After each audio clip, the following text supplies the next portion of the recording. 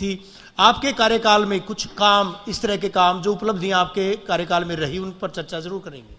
नहीं, मैंने पूरे प्रदेश में, क्योंकि प्रदेश का कृषि मंत्री लंबे समय तक मैं रहा हूँ, पूरा काम करने की मैंने कोशिश की और नई नई योजनाएं मैं लेके आया हूँ। सबसे बड़ी योजना तो जो कन्नौर के अंदर मंडी थी हॉर्टिकल्चर की, 6000 करोड़ रुपये की लागत से उसका निर्माण अभी होने वाला है। उससे यहाँ के किसान को बहुत ज़्यादा फायदा होगा, क्योंकि बड़ी मार्केट हो जाएगी, इन अंतर्राष्ट्रीय स्तर की मार्केट हो जाएगी, तो किसान की जो उसकी उपज है उसका अच्छा भाव मिलेगा।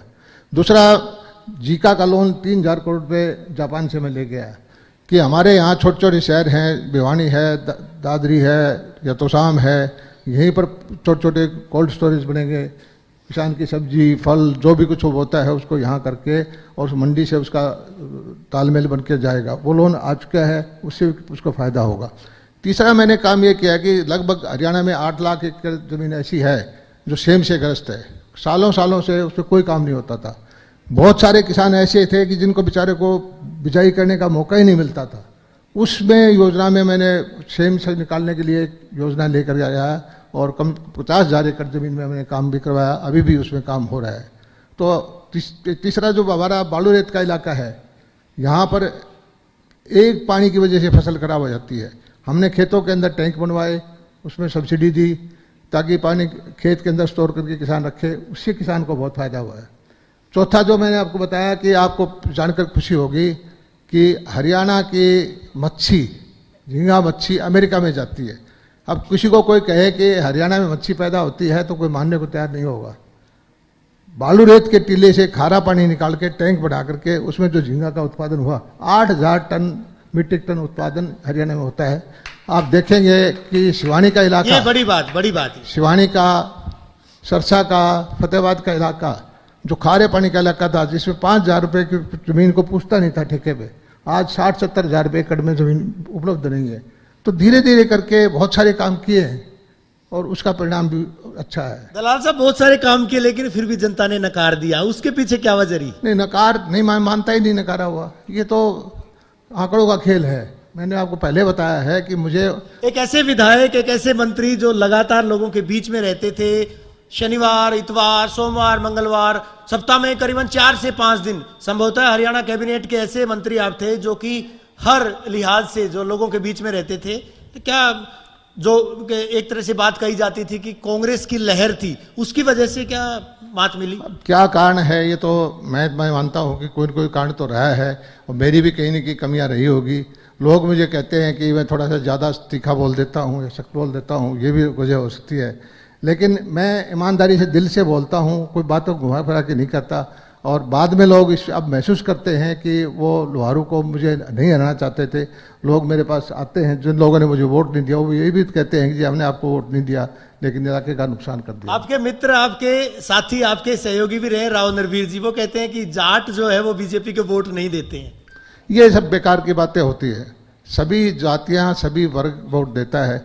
मैं नरवीर सिंह से कहूँ कि भाई उसके अहीर कौम के लोग यूपी में और बिहार में बीजेपी वोट नहीं देते तो क्या कहेंगे? यह वजह होती है कि कोई वोट देते वक्त कई फैक्टर होते हैं। हरियाणा में जातिगत समीकरण चलते हैं दलाल साहब, मानते हैं आप? बीजेपी में कोई जाति की बात नहीं चलती। लेकिन बीजेपी पर आरोप लगते हैं कभी हिंदू मुस्लिम, यहाँ 35 से किस तरह की बातें? बीजेपी एक ऐसी पार्टी है जो सर्वव्यापी है, सर्वस्पर्शी है, सबको साथ लेके चलती है और सबका भला करने की कोशिश करती है। ये जरूर है कुछ लोगों को ये चीज़ें पसंद नहीं आती, कुछ लोग अपना ही अब देखना चाहते हैं, वो दुष्प्रचार करते हैं, वो लोकतंत्र में होता रहे। कमियां अगर बात करें, अभी क्या कसक है मन में कि वो काम आप नहीं करवा पाए प्रदेश के किसानों के लिए, आपके हल्के के लोगों के लिए? नहीं, अभी तो कसक तो ऐसा है कि मुझे सौभाग्य मिला है दुनिया देखने का, अमेरिका का, कनाडा का, जर्मनी, जापान, सारे 70-80 देशों में गया हूँ। जो विकसित देश हैं, मोदी जी चाहते हैं कि हमारा राष्ट्र 2047 तक विकसित बने और ऐसा एक समाज बने जिसमें सबको कमा के खाने का हक हो, सबको कानून का हक हो, किसी तरह का भेदभाव ना हो। ऐसा समाज हम बनाना चाहते हैं और हर आदमी आर्थिक रूप से भी सक्षम हो, ऐसा समाज हम बनाना चाहते हैं। दलाल और साहब, वो बनेगा जी, अगस्त सितंबर के महीने में बारिश हुई थी, उस बारिश का पानी अभी तक कई जगहों पर खेतों से नहीं निकला है। भूमिपुत्र परेशान है, खरीफ की फसलें जो थी वो बर्बाद हुई, रबी की फसलों की बुआई नहीं कर पाए थे, अब जो खरीफ की फसलों की बिजाई होनी है वो भी संभवतः नहीं हो पाएगी। इस तरह के हालात हैं। किसानों को मुआवजे की बात करें, किसान कहते हैं कि मुआवजा नहीं मिला। आपको लगता है कि ठीक ठाक काम हो रहा है अभी? देखिए, इस बार जो बारिश जो है अनपेक्षित रूप से ज़्यादा हुई है, गलत टाइम पे हुई है, उसको किसानों को नुकसान हुआ है, फसल का भी नुकसान हुआ है। लेकिन सरकार भी अपने जो सीमित साधन हैं जितना कर सकती है करती जरूर है। किसान के लिए समर्पित है सरकार। किसानों के लिए हरियाणा के अंदर जितनी योजनाएं हैं, चाहे भाव देने की है, चाहे ड्रिप इरिगेशन की है, माइक्रो इरिगेशन की है, या और तरह तरह की योजनाएं हैं, इतनी योजनाएं प्रदेश में कहीं भी नहीं है। लेकिन ये भी मैं नहीं कहता है पर्याप्त है। किसानों के लिए और भी कुछ करना चाहिए, और वो सरकार जो है जो उसके संसाधन बढ़ेंगे निश्चित तौर पर और बढ़ाएगी। दलाल साहब, मनरेगा का नाम क्यों बदलवा दिया? नहीं, नाम से क्या लेना देना है? कांग्रेस को दुर्भाग्य है, कांग्रेस इसी तरह से लगे रहेगी, बेतुके मुद्दे उठाएगी तो कांग्रेस को कोई स्वीकार नहीं करेगा। एक योजना है, इसका योजना का 4 बार पहले नाम बदला गया है, और इस योजना में यह था कि 100 दिन के काम की बजाय 125 दिन काम देना है। 60 दिन से फसल का टाइम होता है तब उसको बोना दो। तरह तरह के सुधार किए गए हैं कि किसी में कितनी गड़बड़ ना हो, तो उसमें बुराई क्या है? लेकिन कांग्रेस को कोई ऐसा मुद्दा ढूंढ रही है, कहाँ से इनको कंपनियां हायर करती है, विदेशी कंपनियां, कि सारे देश में लहर चले कांग्रेस की। लेकिन कांग्रेस को जब तक जनमानस के अनुसार नहीं चलेगी कांग्रेस को कोई पूछने वाला नहीं है। तो आपके हल्के में हुए थे वोट चोरी? हाँ जी, वोट चोरी आपके हल्के में नहीं हुए थे? अब पता नहीं वोट चोरी कहाँ से, मैं वोट चोरी हुए तो मेरे होंगे, मैं तो कह सकता हूँ हमने तो कोई चोरी किया नहीं। दलाल साहब, जो पानी है, सेम की जो समस्या थी, वो नहरों में दूषित पानी आ रहा है, वही पानी खेतों में दोबारा जाएगा, वही पानी पेयजल के रूप में इस्तेमाल किया जा रहा है। तो आपको नहीं लगता कि लोगों की सेहत के साथ खिलवाड़ हो रहा है? इंदौर के मामले हम देख रहे हैं, इंदौर में कई समस्याएं आई हैं। बाढ़ का पानी निकाल के नहरों में डाला है, और इसका मुख्यमंत्री जी ने संज्ञान भी लिया है, आदेश दिया है कि इस तरह की चीजें हैं नहीं हो। जाहिर सी बात है, और उसका संज्ञान भी लिया जा रहा है। प्रदेश सरकार को अगर बात करें किसानों के लिए और क्या करने की जरूरत है, आप क्या मशविरा देंगे, आप क्या सलाह देंगे? प्रदेश सरकार हरियाणा के किसानों के लिए जितना हो सकती है कर रही है। और भिवानी जिले का मैं एक चीज बताता हूँ कि सबसे बड़ा काम अब हुआ है कि ताजेवाड़ा से हेड से लेकर के एक इधर झुंझुनू चूरू की वाटर लाइन बनाई जा रही है। 30,000 करोड़ रुपए की लागत आएगी, और सारा पानी 1 साल पहले मनोहर लाल जी के नेतृत्व में हमने मीटिंग की थी, फैसला किया था, और 3 पाइप 10-10 फुट के डाया के 3 पाइप डलेंगे। जब 24,000 क्यूसेक से ज़्यादा पानी होगा तो पानी राजस्थान को दे देंगे, कि बाढ़ का पानी जो दिल्ली में समुद्र में जाता है वो नहीं जाएगा। और जब पानी कम होगा तो हमारे इलाके के अंदर, खासकर दक्षिण हरियाणा में पीने का पानी की कमी है, सिंचाई का पानी की कमी है। बहुत बड़ी योजना 30,000 करोड़ रुपए की दी है। मैं मुख्यमंत्री का धन्यवाद करता हूँ, मनोहर लाल जी का धन्यवाद करता हूँ। और 1 साल पहले जब ये योजना आई थी, कुछ कांग्रेसी लोगों ने इसका विरोध किया था। कांग्रेस का काम सोचे बगैर समझे बगैर बीजेपी की कोई भी योजना हो उसका विरोध करना है, ऐसा नहीं करना चाहिए। जो अच्छे काम है उनका समर्थन भी करना चाहिए।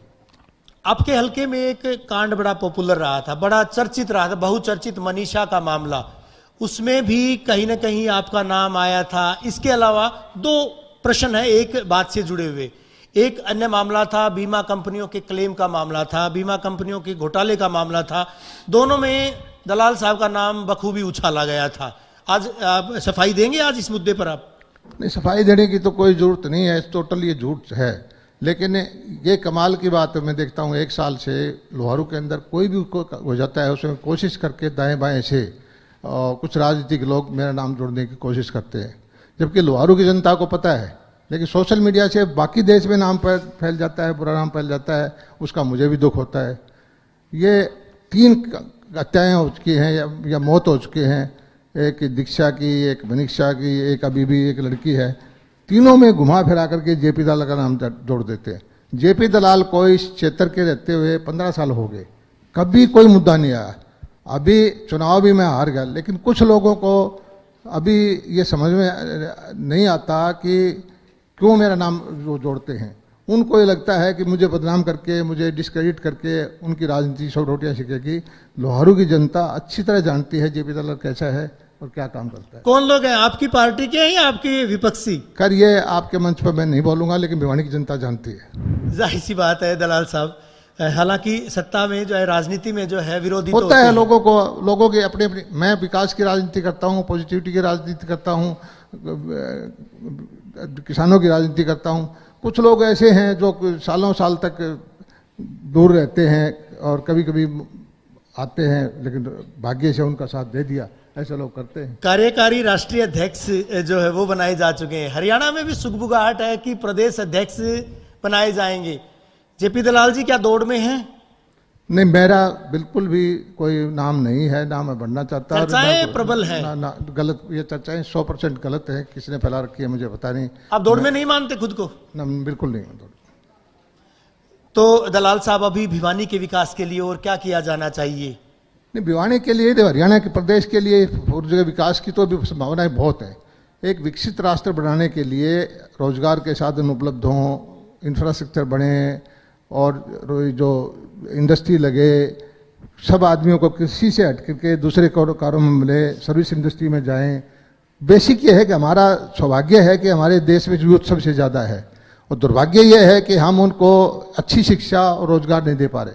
अगर हम इनको जल्दी से जल्दी रोजगार, अच्छी शिक्षा दे देंगे तो हमारी जीडीपी बढ़ेगी और हमारी ग्रोथ बढ़ेगी, और हम 2047 में मोदी जी कहते हैं, मैं कहता हूं से 10 साल पहले दुनिया के मुकाबले का देश बन जाएगा। आपको फिर से अगर मौका मिलता, हाइपोथेटिकल सवाल है, आपको अगर फिर से मौका मिलता है तो किस तरह से क्या करवाएंगे आप?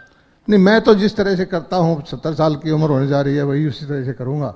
लेकिन मेरा कोई व्यक्तिगत लाभ की राजनीति नहीं करता, जनता के लाभ की राजनीति करता हूँ, और जनता के विकास की, किसान के भले की वो राजनीति करता हूँ, वही मैं करता रहूँगा। कभी ऐसा लगा दलाल साहब की सत्ता में रहते हुए स्वतंत्र फैसले आप नहीं ले पाए अपने? नहीं, मुझे कोई कभी भी ऐसा नहीं हुआ कि मैंने फैसले जो लेना चाहिए ना लिया हूँ। और आपने देखा होगा कि जितने भी फैसले हुए हैं वो जनहित के फैसले हुए हैं, और मैं मनोहर लाल जी के साथ काम किया है, और उन्होंने हमेशा मुझे कभी भी उन्होंने मेरे फैसले को नहीं पलटा। पूर्व में आपके जो अभी मौजूदा जो विधायक है राम कुमार गौतम जी, वो कहते हैं कि सुनी नहीं जाती है, विधायकों की, मंत्रियों की सरकार में सुनी नहीं जाती है, अधिकारी सुनते नहीं है। आपको क्या लगता है, आप भी मंत्री रहे? सुनना किस लिए, किस परिप्रेक्ष्य में कहते हैं? कुछ लोगों को अपने व्यक्तिगत लाभ के लिए काम चाहिए, कुछ लोगों को अपने विस्तार के लिए काम चाहिए, कुछ लोगों को जनता के लिए काम चाहिए। जनता के लिए बात भी नीतियाँ हैं, उसमें तो सबकी सुनी जाती है। हो सकता है किसी को व्यक्तिगत तौर पर ना सुनी गई हो। एक आरोप ये भी लगते रहे हैं कि जो अगर जेजेपी की बात करें, आईएनएलडी की बात करें, अभय सिंह चौटाला सीधे तौर पर कहते हैं कि कांग्रेस के साथ समझौता है, अंडर टेबल जो है समझौता है बीजेपी का, इसी वजह से जो है विपक्ष इतनी उसकी आवाज को भी दबा दिया जाता है, सुना नहीं जाता है। क्या लगता है? ये कहने की बातें हैं। अगर कांग्रेस के साथ समझौता है तो फिर बाद में और पार्टी कौन रह जाएगी? बीमा कंपनियों की बात नहीं की आपने, जो बीमा कंपनियां थी वो बीमा घोटाले की। बीमा कंपनी पे मैं बताना चाहता हूं कि मेरे कार्यकाल के दौरान हरियाणा के अंदर लगभग 5 साल में 10,000 करोड़ रुपए बीमा मिला है। उससे आगे पीछे का आप हिसाब लगा लीजिए कि बीमा कंपनियों के वक्त में मैं इतना ध्यान से मॉनिटर करता था कि किसान को पैसा मिले।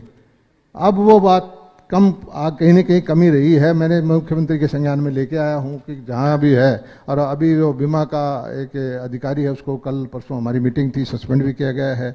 और हमारे 2 साल का बीमा जो कंपनी है, एक शेमा कंपनी, उसने रोक रखा है, हाई कोर्ट गई हुई है, कोर्ट कचहरी कर रही है, लेकिन किसान को जो उसका हक है मैं उसके दिलवाने के हक में हूँ, दिलवाऊंगा जरूर। और कुछ भाई ऐसा है, कुछ भाई आंदोलन करके बैठ जाते हैं, वो कहते हैं जेपी दलाल के बेटे का हिस्सा कंपनी में कोई और चीज़ में है। जबानी जमा खर्च करने से नहीं आता है, कहीं नाम है तो मेरा बताओ। मेरा चरित्र बिल्कुल साफ है, मैं कभी बेईमानी नहीं करता। और ये जो लोग, इस तरह के लोग हैं, धीरे धीरे करके पब्लिक के सामने सब बातें आ जाती हैं। वो लोग जो धरने पर बैठते हैं वो तो ये भी आरोप लगाते हैं कि पुलिस में जो है, पुलिस पर दबाव बनाकर उनको अंदर करवा दिया जाता है। मेरा अगर ऐसा मानते हैं कि जेपी दलाल हारे हुआ विधायक है, मेरा इतना जब चलता है तो उनका वहम है। तो आपके हल्के में विकास अभी हो रहा है दलाल साहब? बिल्कुल हो रहा है, मेरे हल्के में भी विकास चल रहा है। अभी 100 करोड़ रुपए का टेंडर जो है, इसका मच्छी का सेंटर है भारत सरकार के, जिसमें 60 करोड़ मिलने हैं। सबसे बड़ा प्रोजेक्ट है नॉर्दर्न इंडिया का, वो आने जा रहा है। ये 30,000 करोड़ रुपए का प्रोजेक्ट जो है वो मेरे हल्के से जा रहा है, वाटर लाइन का पाइप का। इससे इलाके की कायापलट होगी। और भी बहुत सारे प्रोजेक्ट हैं हमारे। यहाँ CHC बनने जा रही है बहल में, वो बनने जा रही है। और हमारे इसका सीवरेज का वाटर सप्लाई का 70-80 करोड़ 90 करोड़ रुपए का काम बहल में वो चल रहा है। काम तो पूरे चल रहे हैं। पूर्व केंद्रीय मंत्री वीरेंद्र सिंह से हमने चर्चा की थी, इंडिया न्यूज ने बात की थी, तो उनका कहना था कि बीजेपी प्रयोग करती है, बीजेपी नए चेहरों को उतारती है जिनको राजनीति का तजुर्बा नहीं है। नितिन नवीन जी का नाम लिया है और भी कई सारे ऐसे बातें, उन्होंने भजनलाल शर्मा जी का नाम लिया कि ऐसे शख्स को जो कि अंतिम पंक्ति में थे उनको मुख्यमंत्री पद के लिए बना दिया। राजनीति में तजुर्बा होना चाहिए, यानी एक तरह से इशारा उनका यह भी था जब उनसे बात की थी कि क्या परिवार में जो अपने बच्चों को, अपने बेटों को आगे बढ़ाया जा रहा है, तो उस पर क्या प्रतिक्रिया? आपको लगता है कि परिवारवाद हावी रहना चाहिए या फिर नए चेहरों को जो आगे लाना चाहिए? चौधरी वीरेंद्र सिंह एक सीनियर नेता है, लेकिन उनको लगता है कि कुछ परिवारों का ही राजनीति में दखल होना चाहिए, तो वो सोच मैं सहमत नहीं हूँ। हमारे इस देश के अंदर करोड़ों करोड़ों लोग हैं, आज के नए नए बच्चे हैं, उनको राजनीति में आना चाहिए। और मोदी जी कोशिश कर रहे हैं कि ऐसे बच्चे जिनके परिवार में कोई राजनीतिक ताल्लुकात नहीं थे, वो बच्चे आकर के राजनीति में आए और देश को आगे बढ़ाएं। और बीजेपी में ये अच्छी बात है कि बीजेपी में यही नहीं पता होता कि कौन आदमी कब कल किस पद पे पहुंच जाए। भिवानी, आखिरी प्रश्न है, भिवानी के लिए और क्या किए जाने की जरूरत आप दलाल साहब मानते हैं? भिवानी में सबसे बड़ी समस्या तो पानी की है। हमारे यहाँ पानी की समस्या बड़ी है, पीने का पानी की, सिंचाई के पानी की। इसमें बहुत सारे काम करने की ज़रूरत भी है और बहुत सारी नहरों का पुनर्निर्माण करना है, पब्लिक हेल्थ का काम करना है, इंफ्रास्ट्रक्चर का काम करना है, यहाँ इंडस्ट्रियल टाउनशिप बनानी है। ये चीज़ें हो जाएं तो शहर का विकास जल्दी हो। बेहद शुक्रिया जेपी दलाल साहब, इंडिया न्यूज हरियाणा के इस खास मंच पर आपने अपनी बात रखी, आपने तमाम उन मुद्दों पर चर्चा की है, चाहे राजनीति से जुड़े मुद्दे थे या फिर आपके व्यक्तिगत तजुर्बे के मुद्दे थे। और एक खास बात इनके द्वारा कही गई है कि विकास के लिए सरकार भी लगातार कृत संकल्प है और इसके साथ साथ तमाम वो बातें जो भिवानी के विकास के लिए होनी चाहिए वो लगातार अलग अलग मंचों पर इनके द्वारा उठाई भी जा रही हैं। इस सत्र का अभी यहां पर समापन करते हैं, नए सत्र में एक बार फिर से हाजिर होंगे। दलाल साहब आपका एक बार फिर से बेहद शुक्रिया इस सत्र में जुड़ने के लिए। धन्यवाद। तो इंडिया न्यूज हरियाणा की लगातार ये खास पेशकश जारी है और इस पेशकश में हम लगातार चर्चा कर रहे हैं कि किस तरह से जो है यहाँ विकास हुआ है, भिवानी का विकास हुआ है। मैं निवेदन करूंगा यहाँ पर अनिल जी से, अनिल जी इंडिया न्यूज हरियाणा से, आप जो है दलाल साहब को एक यहाँ पर टोकन ऑफ लव भेंट करेंगे। साथ ही साथ मैं निवेदन करूंगा आशा पाहुजा जी से, मैडम आप भी मंच पर आइएगा। तो लगातार जो इंडिया न्यूज हरियाणा का है मंच वो जारी है और मंच पर हम चर्चा भी कर रहे हैं विकास का खाका किस तरह का होना चाहिए, वो तमाम चीजें उन पर हम लगातार चर्चा भी कर रहे हैं।